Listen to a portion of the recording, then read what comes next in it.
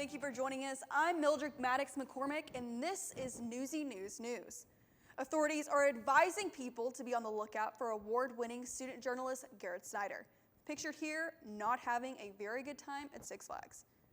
Award-winning student journalist Garrett Snyder got his title working as a multimedia journalist for Tyler Junior College. We have some examples of his work.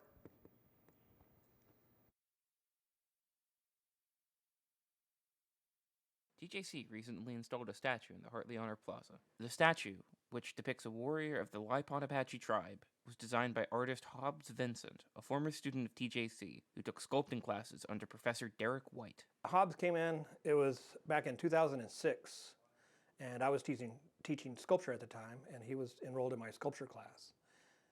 But to be perfectly honest, he's one of those students that comes in with an amazing amount of God-given talent already, and so he knew the things that he wanted to make and came in and just was a very talented artist from the get-go.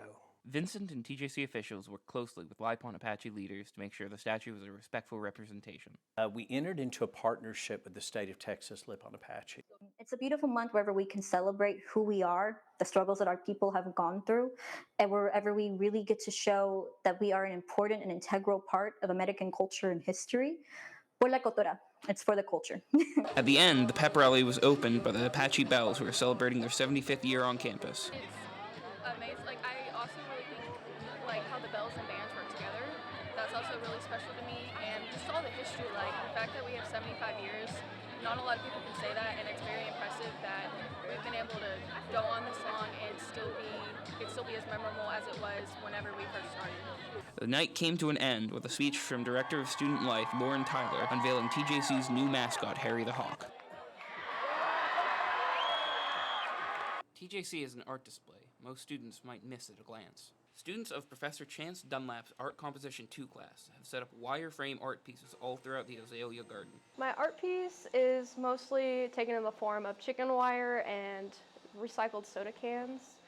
I just really wanted to have that recycling feel to my piece to show that you can repurpose art and make anything out of anything. I like it because it's intertwined in the nature. It's not really out there, but it's kind of hidden in the features of nature. These pieces are on display, and Professor Dunlap hints that there might be more to come. I definitely am interested in having students do work in that area in the future. I think Hannah mentioned that the ceramics class is doing something similar, but with ceramic objects. And I think just as a department, we're interested in getting art out of the confines of a gallery or the studio and out into the public eye, sometimes in places you wouldn't expect to experience art at all. I'm Garrett Snyder with thedrumbeat.com. Hard to look at, I know. Award-winning student journalist Garrett Snyder also worked as one of the producers for The Drumbeat, often writing for the questions for the guest segment. Outside of the classroom, what is your favorite medium to work with as an artist? You're one of 6 TJC art faculty members that recently produced a collaborative art exhibit called Seeing is Believing. Would you be able to tell us about that exhibit and your contribution to it? To what degree have you seen college success coaching have an impact on TJC and its students? What are some of the challenges students might face that can get in the way of college success? And so if a student is unsure about their own college success, what do you think could help motivate them to reach out to a college success coach? Or if they want to make that a connection to a campus coach, what would that look like here? Okay.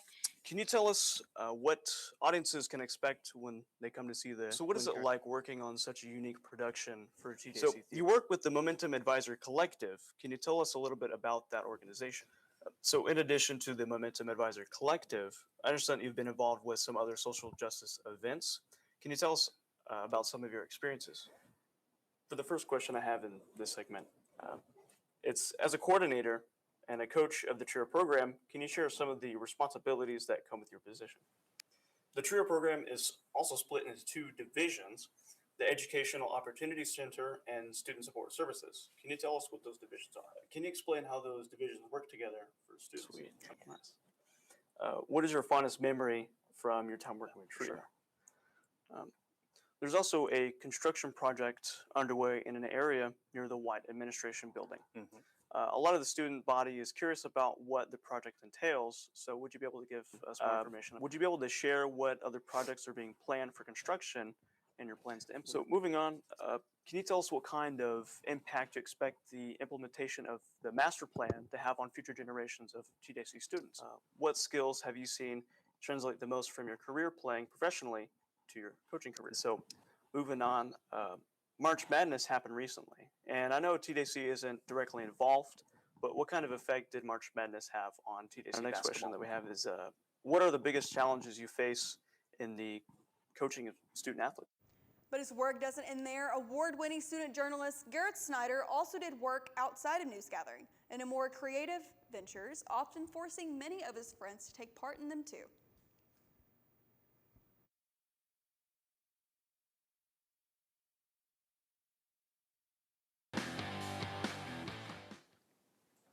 Thank you for joining us today. I'm here with Nikki Tijerina, former anchor of the Drumbeat Student Media, child of Keith Tijerina, member of Soft Lock Game Podcast, and open adversary to God.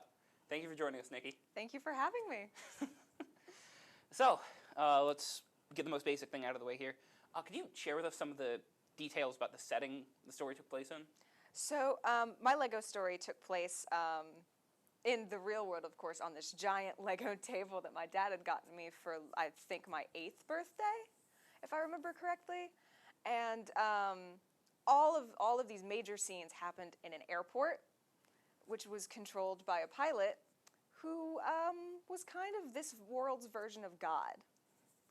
That sounds pretty familiar. So, yeah, you mentioned Pilot. Would Pilot be the protagonist? No, actually. The pilot was more of a side character.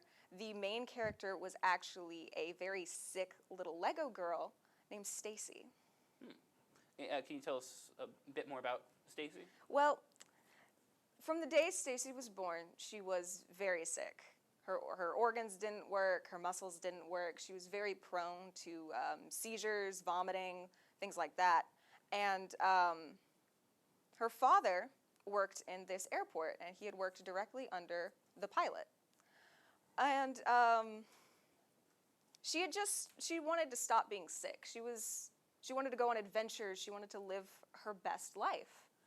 And she felt that she couldn't do that due to her sickness, and it was making her very sad and very angry because she pretty much grew up in this airport, and she got to see all these people coming from these exotic places. She talked to some of them. She heard all these great stories about how amazing the world outside was. And she felt that she couldn't experience it because she was so sick and her dad wouldn't let her. And she was going through it at the time. Give him the monster parts. I don't think... Ask. Fine. I'm sorry about that. Now, I know you have a horse. Would you be willing to trade it for 1 goblin eye in good condition, 4 pairs of death bat wings, and the somehow still beating heart of a Lorath? Oh dear lord, no. I don't want any of that. See? So you two are monster hunters then? Oh yes.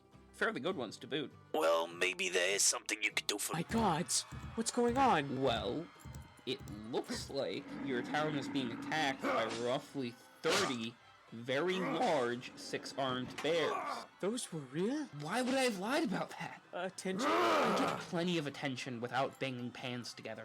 Okay, well, what's the plan? If we get back together like you said... Time for that was hours ago. The sun's out, the bears are here. Okay, well, how can we save our town? Kill 30 very large 6-armed bears. That's why the 2 of you are here, right? You'll kill them for us and save our town, won't you? No. What? Honestly, even if we could kill that many, which we can't, this place sucks and it's not worth the risk. Why are you here then? Why is he fighting? He's got this whole pride thing going. He'll wear himself out eventually. And that's my cue. Remember, cover your neck and stay in the fetal position. Will it help? Absolutely not. See you around.